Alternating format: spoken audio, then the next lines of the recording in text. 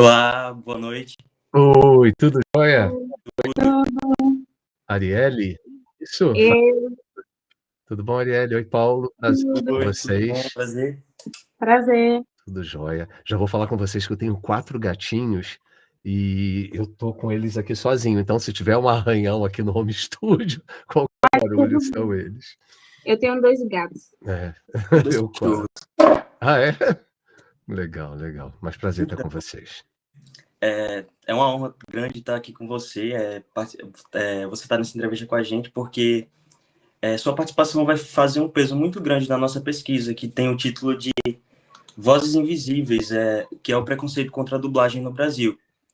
E, inicialmente, esse era apenas um problema de pesquisa que a gente conseguiu transformar num artigo, porque é um tema super tocante para mim, e inclusive para a Arielle também, que a gente está no ramo do teatro e tudo se conecta também.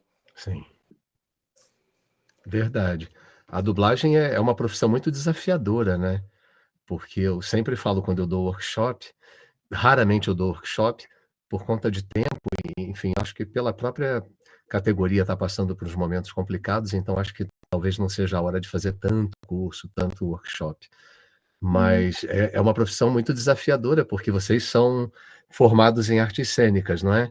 E a gente tem uma missão muito delicada de conseguir dignificar quem teve uma semana no mínimo. Geralmente tem casos de cinema que eles estudam o personagem durante 1 ano, e a gente tem de 20 a 1 minuto para conseguir botar toda a verdade através da voz, toda a emoção, sem ter tempo de estudar, né? Até de conhecer a própria cena. Então é muito desafiador o trabalho de dublador. Sim. E, inclusive, como a gente estava falando antes, essa entrevista ela faz parte do nosso artigo científico, né? E é desenvolvido na disciplina de Metodologia Científica aplicada aos Direitos Humanos e Sociais, que é no curso de licenciatura em teatro na Universidade Federal de Sergipe, que é onde a gente cursa. Sim. E a gente queria começar iniciando, não sei se a Arielle tem alguma coisa para falar. Eu espero que eu possa ajudar muito vocês. Eu li um pouquinho Com sobre o certeza. artigo, eu acho que esse leque de vocês vai ampliar muito no decorrer da pesquisa, das entrevistas. Mas diga, Arielle, perdão. Então, oi, Alexandre. Oi, Eu quero que se sinta confortável e bem-vindo a essa entrevista. O nosso foco é evitar a desinformação em relação à dublagem e a produção envolvendo essa profissão. E estamos muito gratos e empolgados para escutar e registrar o ponto de vista de um profissional em dublagem, ator e diretor de dublagem. Sim. Ok. Então, estou às ordens de vocês. Bora lá. Iniciando a primeira pergunta, a gente queria saber como você descreveria o começo da sua trajetória na dublagem e se teve algum momento marcante que fez você se sentir é aqui que eu quero ficar, no caso. Eu comecei muito cedo com teatro, comecei com 7 anos, fazendo teatro amador, com 15 profissionalmente. E com 15 anos, eu não vou falar da parte teatral, porque senão, nossa, a gente vai ficar até meia-noite aqui, são mais de 60 peças, é bem extenso, assim, o currículo. Mas com a dublagem, com 15 anos de idade, eu estava fazendo um espetáculo no Rio, chamado Revolta dos Brinquedos, de Pernambuco de Oliveira e Pedro Veiga, e tinha acabado de ter sido feito com Carvalhinho, com Rony Cócegas, uma produção. E essa galera toda do elenco antigo meio que abraçou o elenco novo. Então eu eu conheci muita gente, Marília Pêra nessa época, e veio o primeiro convite para eu ir para Herbert Richard. Mas eu tinha acho que 15 anos, e o curioso é que eu não dei a menor atenção para o convite, porque eu não tinha conhecimento do que é a dublagem. Então, sabe quando você vê uma coisa que está ali na tua frente, mas você não reflete sobre isso? E como minha paixão sempre foi estar em cena, foi a primeira vez que eu desconsiderei ser dublador. Mas mesmo, assim, de nem pensar na possibilidade. Aí eu fui fazendo teatro, me formei pela Martins Pena, eu fiz muitas peças, né, dos 15 até os 18. 18 eu fui atropelado, e aí eu tive que reaprender a falar, eu tive problema na mandíbula, porque os dentes caíram, foram reimplantados, foi um trauma, assim, foi bem complicado. E aí eu voltei, eu podia me profissionalizar pela quantidade de trabalho que eu tinha, mas eu falei, já que eu quero abraçar essa profissão, eu quero estudar. Então eu fiz artes cênicas na Martins Pena e fiz direito junto, também por exigência de família, porque aí vocês falam sobre o preconceito, eu acho que vem muito disso, né? Você pode fazer essa profissão, mas vai fazer uma profissão séria, que no caso o direito, que minhas irmãs mais velhas tinham feito, e eu sempre com apoio muito materno, e só. Então ela falava, eu preciso te defender, mas, enfim, vai então para o direito. Aí eu fui para o direito, para as artes cênicas, o que foi legal, porque por causa do direito eu consegui fazer uma extensão na Unirio, e me serviu para isso também. Aí fiz extensão em Direito do Trabalho também, fiz muitos cursos, estudei cinema com Walter Lima Júnior durante 2 anos, então eu gosto muito de dirigir, acho que já dirigi mais de 30 peças, e nesse percurso eu dirigi muitos dubladores, e estive em cena com muitos outros, né?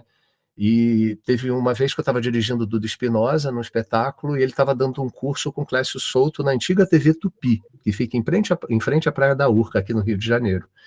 E eu aceitei, falei, vou fazer esse curso. E aí fiz o curso com o Dudu Espinosa e o Clécio, veio uma outra oportunidade para ir para Herbert Richards na época. E eu não consegui, porque estava muito envolvido com teatro, e também tinha acabado de passar na prova da OAB, passei numa primeira fase num curso para defensoria, num concurso para defensoria, aí a família, aquela empolgação e não sei o quê, enfim, vi muito distante a possibilidade de ser dublador naquele momento. E aí entra mais um preconceito naquela época, porque parece que Herbert Richards assinava as carteiras das pessoas, só que com um salário. Então, você ganhava muito mais que isso, mas na carteira vinha um salário. E aí, por eu ter me formado em Direito, com especialização e passando na OAB, aí muita gente da família, como é que você vai colocar na sua carteira um salário? E eu lembro muito disso. E aí eu abortei essa possibilidade, não fui de novo. Aí só em 2010... a Maíra Góes, ela dava aula de dublagem na escola de rádio, eu também sou radialista, fazia o curso profissionalizante, e eu ficava namorando a dublagem com a Maíra, que eu já conhecia de teatro, de carnaval aqui no Rio. No carnaval eu sou considerado ator do Paulo Barros, então eu sou bem conhecido aqui no meio do carnaval. E a Maíra, assim que ela abriu o primeiro curso do Beck Studios, que é o estúdio que ela administra, junto com o Marcelo Garcia, ela me chamou para participar, eu fui fazer essa experiência com ela e com o Marcelo Garcia, amei, e aí sim eu comecei a me encantar pela dublagem. Em 2012 eu tenho a maior dor da minha vida, que foi perder minha mãe, e aí eu tive que virar uma chave de ter que... Eu sempre consegui me sustentar, entre aspas, porque era cômodo morar com os pais, né, morar com minha mãe, mas eu sempre consegui me sustentar um pouco, porque teatro é muito incerto. E quando ela se foi, eu me vi assim, eu preciso dar um rumo na minha vida. E tudo que eu faço é sempre pensando muito na voz. Cada personagem que eu criei desde 7 anos de idade era muito através da voz. Através da voz que eu queria dar, vinha a criação do personagem. Eu falei, cara, eu vou abraçar a dublagem. E aí eu acho que deu uma virada de chave, a Maíra foi uma fada madrinha na época, dizendo, vem, você vai se divertir, você vai ganhar e vai se divertir muito, e foi isso. No período mais complicado da minha vida, eu abri um leque na minha vida para uma profissão maravilhosa e conhecer gente maravilhosa de todo tipo, e estou muito feliz. Hoje, com uns 15 anos de dublagem, né, dirigindo, e bem sucedido, graças a Deus, na direção, e é isso. Tô por aqui. Acho que falei muito. Essa foi a trajetória. Ótimo. Trajetória muito, muito bonita mesmo. E seguindo nesse ponto, qual é a sua visão, na sua visão, quais são os aspectos técnicos e criativos da dublagem que as pessoas costumam ignorar ou não perceber? Talvez algo que só quem está dentro do estúdio mesmo sabe e entende. O aspecto técnico e artístico ao mesmo tempo, que eu acho que ninguém percebe, é exatamente o que eu comecei falando para vocês. As pessoas não têm noção da velocidade com que esse trabalho precisa ser feito, precisa ser produzido. Né? Se você é um dublador que demora muito tempo em estúdio, você acaba sendo desinteressante até para o próprio estúdio. Então, a gente tem uma cobrança sempre de estar... É como se fosse um atleta de ginástica olímpica, de estar sempre com o sarrafo lá em cima e rendendo muito em estúdio, rendendo em velocidade e em qualidade. Qualidade sempre, em primeiro lugar. A velocidade ela pode ficar um pouco comprometida se você entrega um produto de muita qualidade, mas você tem que estar atento também a essa questão da velocidade. Alguns podem dizer que não, mas na prática é isso que acontece. A hora era calculada, né, 20 loops a hora, porque antigamente tinha um rolo, demorava muito. Agora, com Pro Tools, com eventos tecnológicos, a gente consegue fazer o que era feito em 1 hora em 20 minutos. Tem gente que faz em menos tempo, mas você raramente fica para fazer 1 hora, que são 20 loops, em 1 hora. Seria um trabalho bem desgastante se demorasse tanto tempo, em função da tecnologia que a gente tem hoje. Mas eu acho que esse é o ponto principal que as pessoas desconhecem completamente. Como é que aqueles caras conseguem botar, dignificar o trabalho que aquele artista original fez em tão pouco tempo? Sem conhecer a obra no todo, sem conhecer, às vezes, nem a cena no todo, e conseguem chegar a atingir a mesma emoção, às vezes até melhorar o que o original tem, né? Em alguns casos, em animação principalmente. Acontece muito da gente melhorar o que chega como material original na nossa mão. Sim, tem até vários exemplos mesmo de como a dublagem brasileira ela melhorou aquele produto, e isso é muito interessante, é muito legal. Sim, sim. Então, por curiosidade, seria interessante perguntar a sensação que te passa como um dublador e apreciador da dublagem. O que sente sobre o impacto nostálgico de sua dublagem para as pessoas e para você?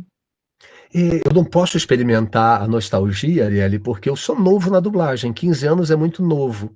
Se você tivesse entrevistando Ricardo Schnetzer, por exemplo, Mônica Rossi, pessoas, Marlene Costa, que tem 40 anos, 45 anos de dublagem, que as pessoas lembram lá de trás, desenhos muito antigos, às vezes de Hanna-Barbera, e aí eu acho que traz esse sentimento de nostalgia. Eu acho que eu vou experimentar um pouco essa coisa da nostalgia daqui a uns 10 anos, talvez, de trabalhos que eu fiz lá atrás. Por enquanto, não.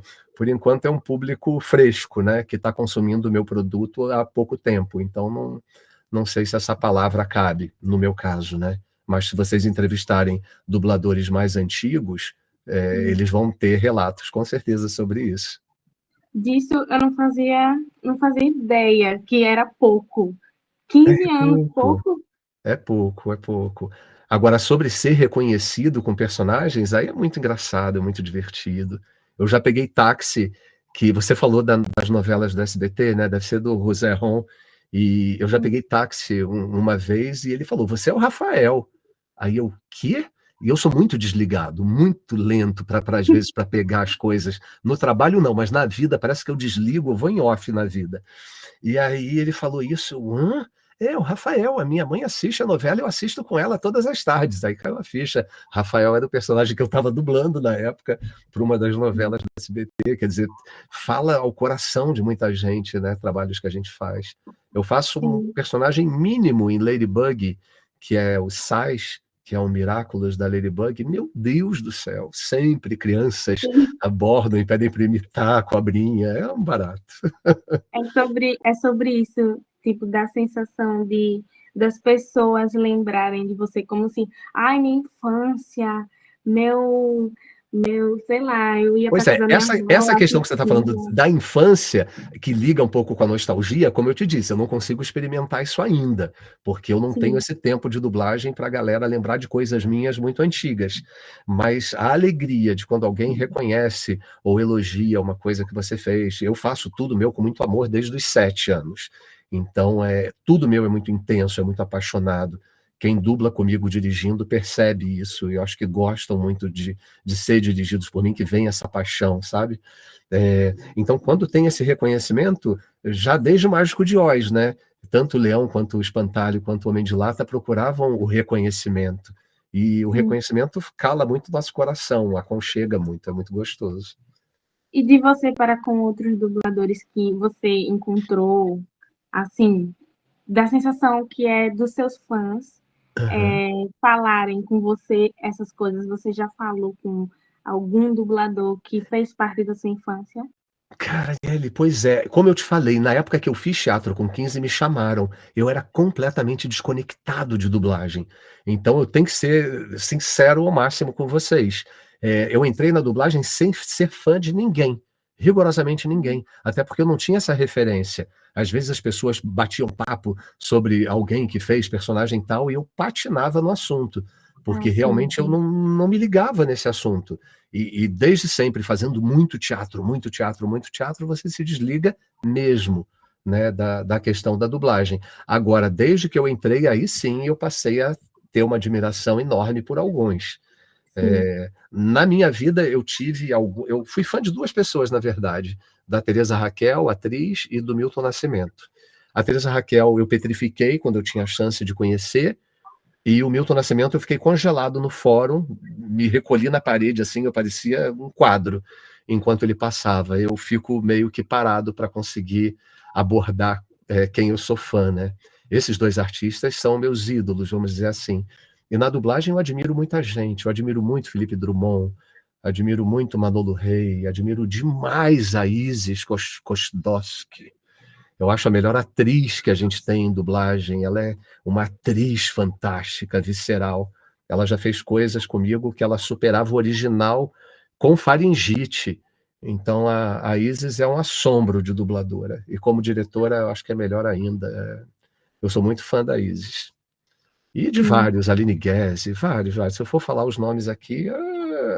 É muito importante citar os dubladores, porque a gente, no caso, o Paulo, ele foi atrás para a gente poder ter essa comunicação, né?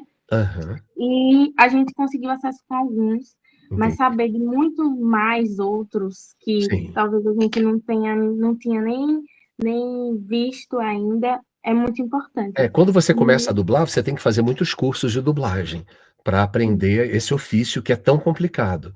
E eu posso falar os professores que eu tive, que são todos que eu admiro demais. Eu nunca tentei fazer curso com quem eu não admirasse. Eu comecei com a Maíra Góes e o Marcelo Garcia, e depois eu fiz muito tempo de treinamento com o Ronaldo Júlio, e por fim, um que eu já conhecia desde a década de 80 de teatro, um amigo querido, que é o Luiz Carlos Percy. Foram os professores que eu tive na dublagem. Sim. Além do Dudu Espinosa e do Clécio lá atrás. Ótimo. E... Você quer falar? Pode falar. Eu tinha mais outra pergunta. Pode falar, então. Tá. Sobre seus trabalhos de dublagem em novela, filme, reality show, documentário, anime, produções ocidentais, queria entender quais são os mais difíceis ou complicados durante a produção. Anime sempre se tem exigências ou técnicas específicas. O anime é sempre um grande desafio, porque quando você vai dublar o idioma japonês, eles têm tanto conteúdo na fala deles, no idioma deles, e tem tão pouca boca que a gente precisa seguir a imagem. Dublagem é imagem. Então a gente tem que reduzir sempre muito texto no anime, e sem perder o conteúdo. Como a experiência de teatro me ajuda muito nisso, porque eu sempre adaptei muito texto, escrevi coisas, então eu tenho facilidade em adaptar e manter exatamente, ou procurando manter exatamente o que o autor colocou ali no texto original. Mas o anime tem esse desafio de cara, né? Com a pandemia, Hollywood parou e os estúdios abriram leque para vários outros idiomas. Então a gente tem turco, indiano. Quando eu dou aula eu falo, indiano vocês esqueçam a técnica, vão na reza. O indiano é muito difícil de você dublar, um idioma bem complicado. O coreano, que tem as terminações sempre em ó, e a gente tem que preencher isso e dar verdade, e são atores maravilhosos, os coreanos. Enfim, é um trabalho com desafio constante. O meu Rave Series, que eu fiz em A Casa dos Dragões, que a cada episódio ele envelhecia, não envelhecia, ele ficava doente, né? Mas a voz se deteriorava aproximadamente 8 anos por episódio. E eu não tinha mais como pesar a minha voz. No último episódio eu tive que fazer uma barreira mecânica com a mão para conseguir ter uma voz cadavérica dentro do grave e o envelhecimento que eu já estava colocando, que não tinha mais para onde descer a voz, né? Acho que eu respondi, então não sei, hein? E é muito interessante saber dessas coisas mais técnicas, assim, porque é o que a gente se pergunta quando a gente está vendo um filme ou está vendo uma série, assim, é bem interessante de saber. Agora, partindo para a próxima pergunta, você acha que qual é o maior mito sobre dublagem que ainda persiste entre o público? Tipo aquela ideia de dublado não vai ter o mesmo valor que o legendado, que o original, ou que o dublador só lê o texto, assim. Tem dublador que só lê texto, hein, gente? É uma pena, mas aí eu, quando estou diretor, eu vou firme, não deixo, não. Mas e fica muito ruim. Tem dublagens que são muito ruins, que às vezes eu vou para o cinema consumir como cinéfilo que eu sou, e eu fico assustado com algumas dublagens que são feitas, né? A gente tem um movimento de procurar pela qualidade, de zelar pela qualidade. Um grupo. Eu acho que a dublagem é uma família muito pequena, né? E essa família procura fazer um trabalho muito bem feito, mas às vezes tem uns membros da família que vão e fazem de qualquer maneira o trabalho e que não deve ser feito. Porque a boa dublagem é aquela que você não percebe que está dublado, que você embarca na obra sem achar, sem avaliar, sem pensar em dublagem. Se você está assistindo, eu estreiei ontem uma série no Netflix, Untamed, com o Eric Bana, eu acho que fala assim. Minha especialidade é o espanhol, o inglês eu sou tupinambônico. Mas o que eu ia te dizer? O maior elogio é se você conseguir assistir a minha série e embarcar na série sem ficar pensando no dublador, sabe? De você sorver aquela parte toda artística e intelectual de forma plena, como se estivesse sendo dito por aquelas pessoas. Eu acho que essa é a boa dublagem. Sim. Eu não sei se eu te respondi, Paulo. Com certeza, sim. E partindo desse ponto, você acha que a chegada dos streamings ajudou ou atrapalhou o reconhecimento do trabalho de dublagem? Se mudou algo assim no mercado? Bom, a chegada dos streamings, antes de mais nada, salvou a dublagem, né? Principalmente na pandemia. A abertura dos streamings, eles bombando cada vez mais, isso salvou a vida dos dubladores, porque muitos tinham que ficar em casa e sem ter Hollywood produzindo. Depois veio greve de roteirista em Hollywood, foi uma loucura. Então, se não tivesse streaming para abrir para o mundo, a nossa arte ficaria bem comprometida. Mas te respondendo por um outro lado, se prejudica ou ajuda? Ajuda e muito, ampliou demais a quantidade de trabalho para todo mundo. Hoje, basicamente, tem casas aqui no Rio que a gente sabe, a casa tal trabalha com a Apple, a casa tal trabalha com a Prime Video, a outra com Netflix. No caso, eu dirijo para o Netflix e para Angola, para Zap Novelas, para Angola, Moçambique e Portugal, na Universal Sinergia, né? Eu dirijo para a Universal Sinergia e, eventualmente, para a Audiocorp, que trabalha para o Netflix. Aí eu só faço coisas para o Netflix na Audiocorp e na Universal Sinergia para a África. Sim, muito interessante. E a próxima pergunta que eu quero fazer é: de longas e curtas dublagens, quanto tempo pode demorar para concluir a produção? E se é sobre quão longe é a série, por exemplo, ou é sobre as exigências daquele personagem? Uma série bem construída, bem feita, ela demora em média 1 mês. Se ela for feita com calma, como essa Untamed. Eu tive 1 mês para fazer, que é um prazo muito bom. As novelas para Angola, quando eu dirijo, eu preciso entregar 9 episódios em 1 semana.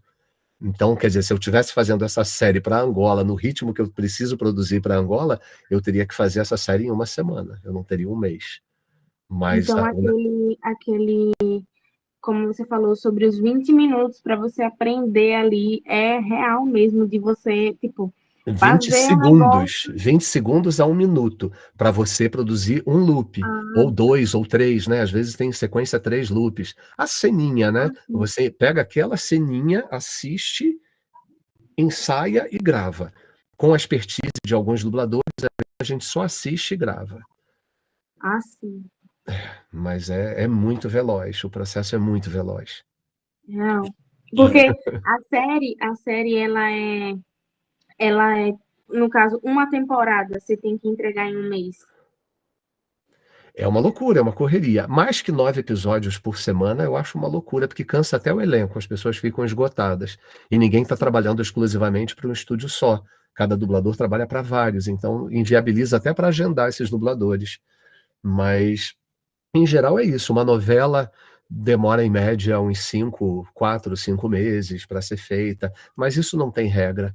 Aí depende muito do elenco que você está escalando, da velocidade desse elenco, da velocidade do diretor, né, dos tradutores, se eles conseguem entregar com mais velocidade também os textos para que chegue na mão do diretor com antecedência. É uma engrenagem muito grande, né, a dublagem. Fora edição, mixagem, QC, que é o controle de qualidade, é muita gente envolvida no processo de produção. Trabalho em Então, conjunto, no caso, né? Que precisa ser feito totalmente como se fosse um trabalho de seminário mesmo, todo mundo na mesma conexão. Sim. sim. Como a gente estuda em cinema, né? Todo mundo tem que falar a mesma língua. Não dá para cada um estar numa viagem isolada, porque vai ficar esquisito o resultado final, com certeza. A gente tem aqui outra pergunta que, na sua visão, qual é a importância de termos pesquisas acadêmicas e artigos científicos falando sobre dublagem? Você acha que isso ajuda a combater mais o preconceito e a invisibilidade? Pois é, eu não sei se hoje tem tanta invisibilidade, porque a gente tem muitos dubladores, celebrities hoje, né, que vão para evento, que vão para esses, simpósios com a galera que se veste, cosplayers, né, que se fala. Enfim, esses fãs todos. Então hoje tem dubladores que são muito conhecidos, né, a gente tem o Briggs com mais de 1 milhão de seguidores. Tem dubladores que tornaram a coisa popular. Fora o Orlando Drummond e os outros que vinham da televisão, e as pessoas reconhecem, às vezes, essas vozes, e tantos atores que são da Globo que foram dubladores. Eu não sei se teria preconceito nesse sentido.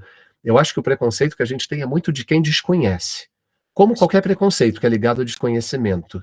E eu acho que a gente experimenta um pouco o preconceito com relação a isso.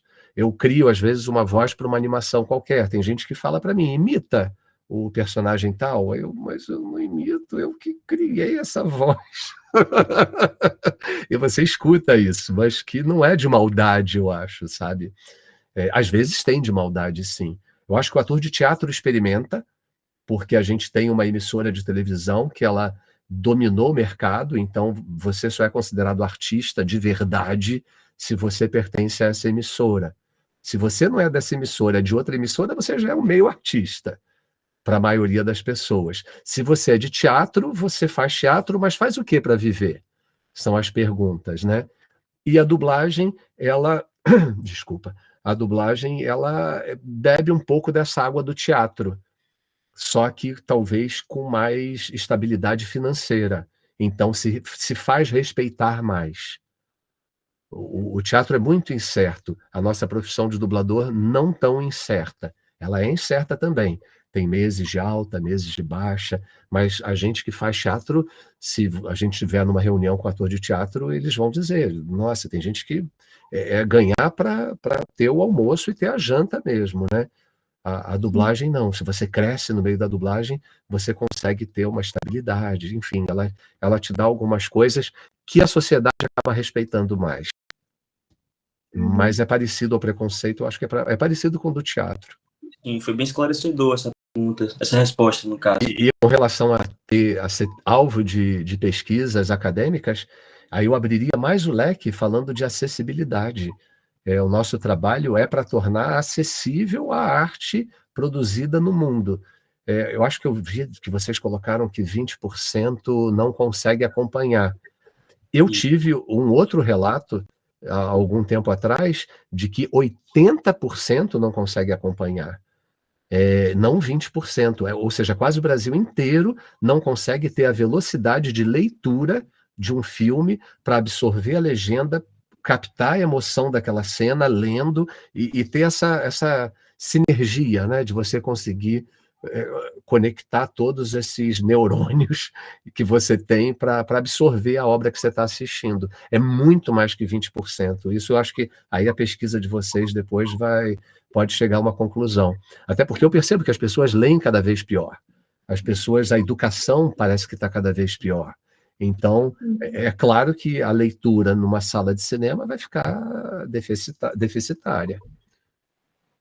Então, esse trabalho de acessibilidade, de ter pesquisa nesse sentido, os cegos que são desrespeitados até hoje, já tem determinação para que tudo tivesse audiodescrição e fosse audiodescrito há tantos anos, e são poucas as produções, e principalmente de TV aberta, que tem audiodescrição. Era para tudo estar audiodescrito, né?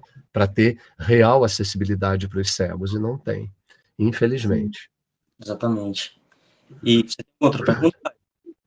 Então, você já teve vontade de levar algum projeto autoral ou de formação sobre a dublagem para universidades, comunidades ou escolas? Algo para quem quer conhecer mais de perto? Arielle, não, eu vou ser sincero que não. O que eu sempre tive, desde sempre, acho que desde 17, 18, é fazer arte por alimento e fazer parte de campanhas de alimento. Isso sempre me motivou muito. E eu fiz durante um bom tempo, sabe? Às vezes consegui 1 tonelada por mês com espetáculos de teatro.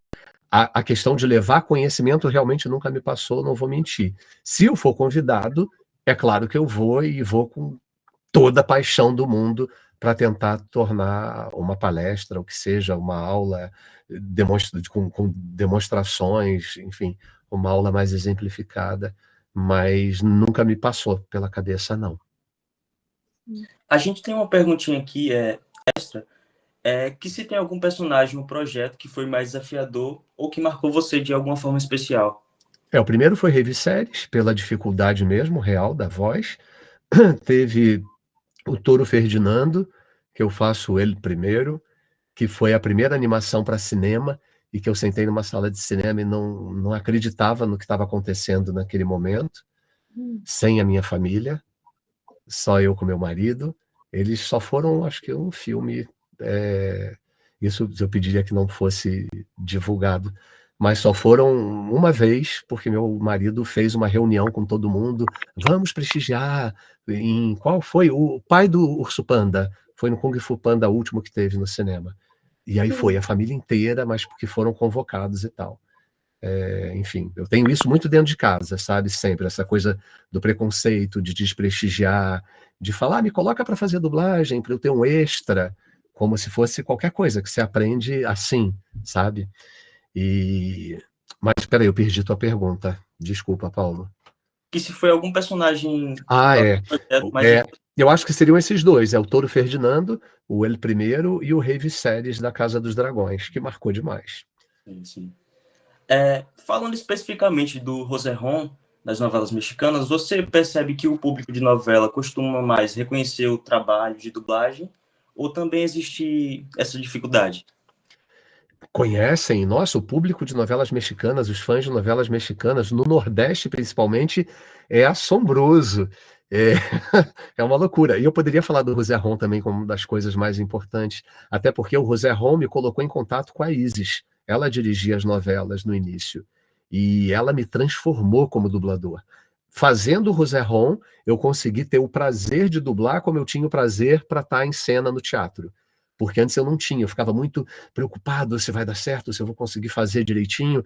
E a Isis, através do trabalho com o José Ron, ela me soltou, ela me desbloqueou e me deixou apaixonado como eu sou pelo teatro, pela dublagem, me sentindo dono do meu trabalho, sabe?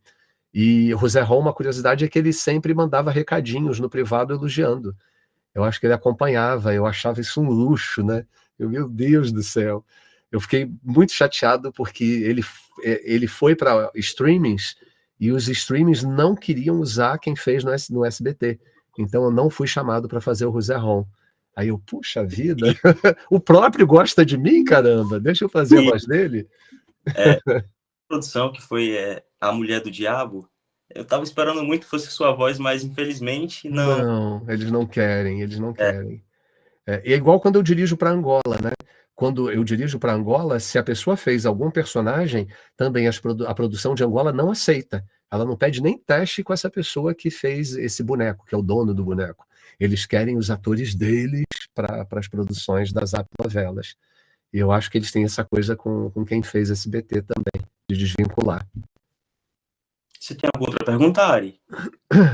Então, qual conselho você daria para quem quer começar na dublagem, mas tem medo ou insegurança por conta do preconceito que existe?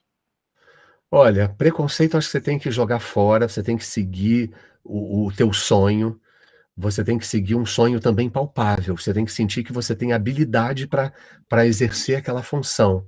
E se você sente que você tem essa habilidade, não apenas um sonho, um devaneio, mas é um sonho que você sente que você tem potencial, mas você tem que correr atrás desse potencial, você tem que se cercar de pessoas boas, você tem que escolher muito bem quem é que vai te orientar, você tem que admirar essa pessoa de verdade e seguir em frente. Vocês estão fora de um eixo que praticamente domina o mercado, né? Eu fico muito triste quando eu vejo sotaques sendo trabalhados para ir para uma região neutra, como se existisse isso no nosso país. Porque eu acho lindo o sotaque de vocês, como eu acho lindo o sotaque mineiro, lindo o sotaque de Brasília, o do Sul. Eu acho que o Brasil é rico por causa dos sotaques.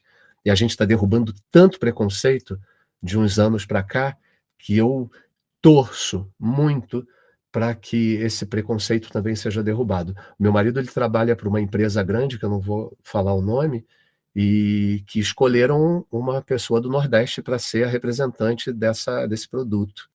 E que alegria, porque eu acho que aí a coisa funciona, sabe? Eu acho que a propaganda e o marketing, eles ajudam muito para derrubar esses preconceitos.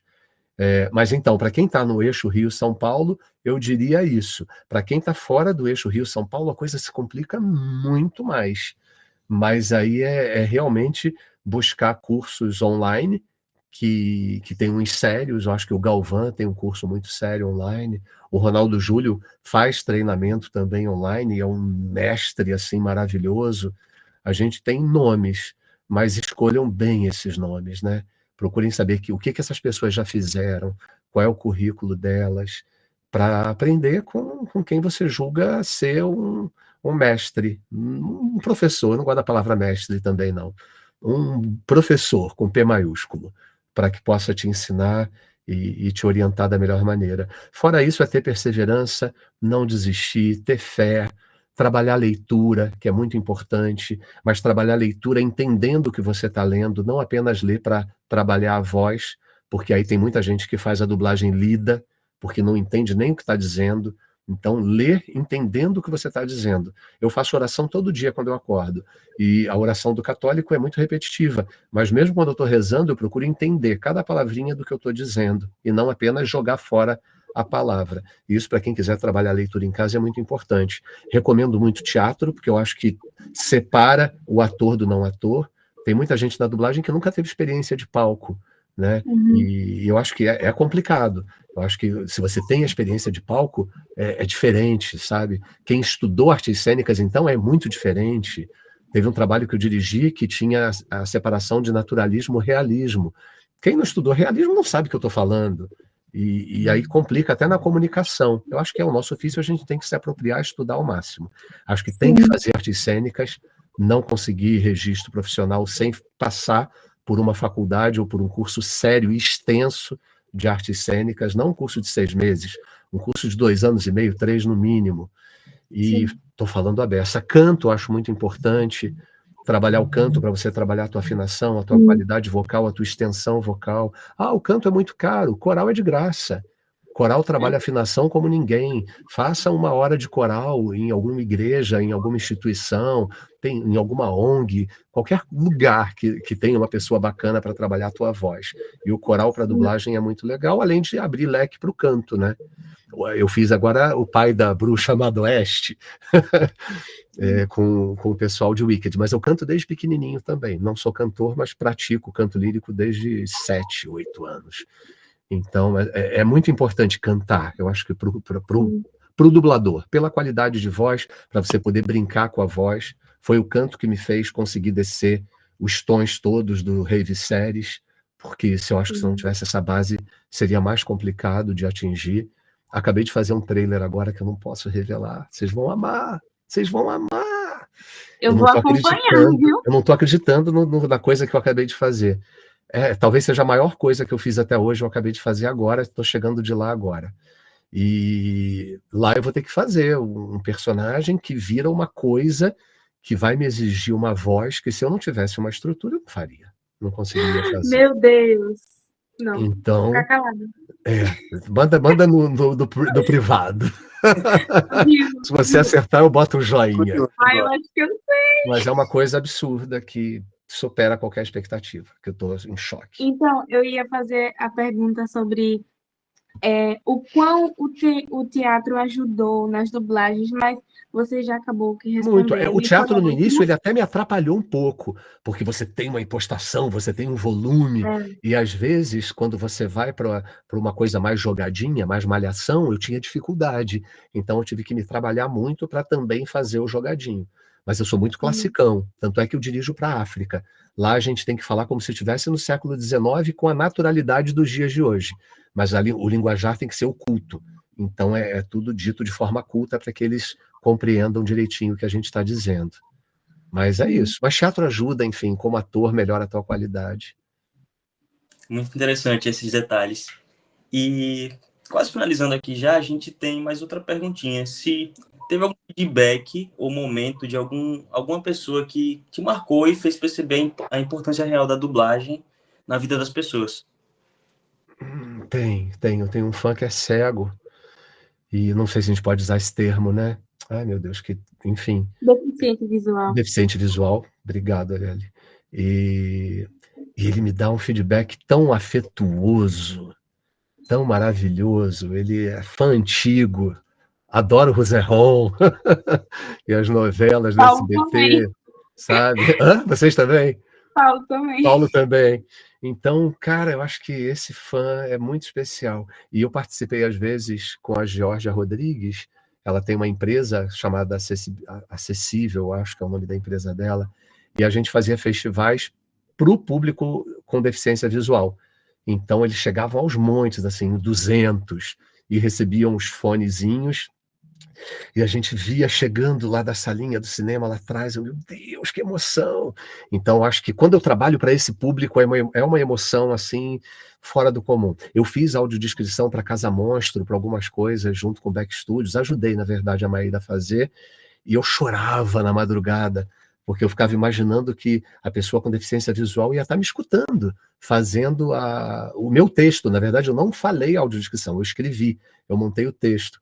E eu, caramba, eles vão estar viajando no que eu estou dando de imagem para eles. Então, eu acho que é muito especial o trabalho nesse sentido. Me dá muito prazer. Vai além de tudo, né? Assim, vai numa esfera que está além de tudo. É um assunto muito importante.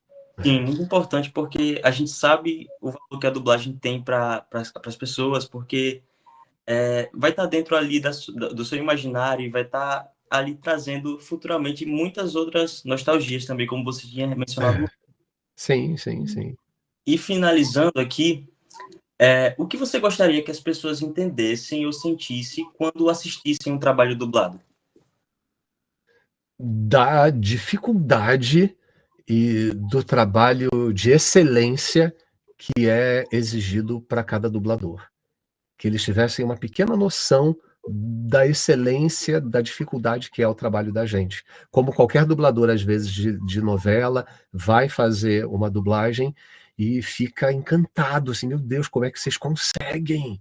E ter esse reconhecimento, né? Como é que consegue? Como é que faz? Como é que pode? Mas eu acho que a gente vive numa sociedade consumista e eles têm pressa, cada vez mais pressa, em ver o conteúdo sem pensar o que está sendo feito, né? É como quem come e não pensa em quem planta. É basicamente isso. Sim. E eu acho isso, né? Você tem alguma outra pergunta, Arielle? Não, eu ia só ressaltar que é importante nós, artistas, um apoiar o outro, porque Nós estamos numa sociedade que está nesse ritmo acelerado, Aham. e eu percebo que a gente consegue admirar, a gente consegue parar, a gente consegue estudar de forma diferente, não ver só de forma muito robótica. A gente consegue Fechada, né? A gente consegue tentar, abrir mais. a gente consegue ter essa emoção Uhum. e jogar de cabeça, e, enfim. Então, isso é muito importante, é extremamente importante. E eu eu tô, assim, realizada dessa É o nosso entrevista, ofício, porque obrigado. Senhor Paulo, quando fizer um curso e tal, me avise para eu te escalar, para eu te dirigir virtualmente. Arielle não é, tem a pretensão, não, de ser dubladora, Arielle. Vontade, sim, ainda não. e É. com teatro justamente para um dia, quem sabe, eu poder trabalhar com voz, porque é um ramo que sempre me interessou bastante. Eu gosto de cantar, e Ah, gosto que legal. também, acho que Eu canto também. Olha Só só, que, só bacana. que eu nunca pensei nessa parte da dublagem, né? Então, É mais um leque, pense. E boa sorte para vocês, sucesso nessa pesquisa, sucesso na obrigada. vida de vocês, viu? obrigado, Com muito obrigado. saúde em primeiro lugar, que sem saúde a gente não vai longe. Com saúde, com fé, fé acima de tudo. Não sei qual é a religião de vocês, se tem religião, se não tiverem fé em vocês mesmos, mas fé remove montanhas e faz a gente para frente. Acreditem em vocês que vocês já deram certo. A gente agradece muito, muito mesmo suas Obrigado. Obrigado, queridos. muito Obrigado. Adorei.